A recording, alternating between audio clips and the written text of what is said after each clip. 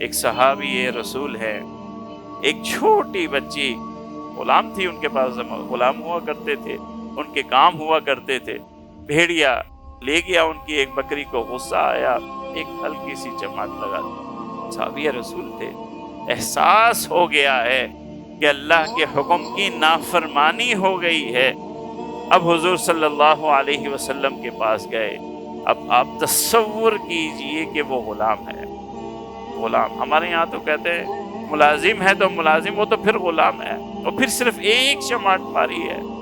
اللہ کے رسول صلی اللہ علیہ وسلم کو سخت ناپسند آئی، چہرہ بدل گیا اور فرمایا یہ تو اللہ تعالیٰ کی ناراضگی اور سبب کو کرنے والا عمل ہے۔ اور پھر صحابی نے سوال کیا اب کیا کروں؟ حضور نے کہا آزاد کر کے اس کو راضی کرو، اسے راضی کر کے چھوڑو، اس کی رضا میں رب کی رضا ہے۔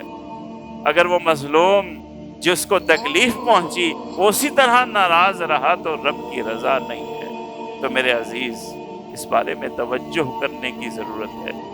یہ جو اخلاق اور معاشرت ہم نے علیحدہ کر لی ہے، ہماری زبان کاٹدار ہو گئی ہے، تانے، دوسروں کو تکلیف پہنچانا، جھوٹ بولنا، ہم اسے کوئی چیز ہی نہیں سمجھتے، حالانکہ دوسرے کا دل چیر جاتا ہے۔ آپ سمجھیے کہ یہ اللہ کو ناراض کرنے والی باتیں ہیں، یہ اپنے دین کو، اپنے اسلام کو اور اپنی آخرت کو نقصان پہنچانے والی چیز ہے۔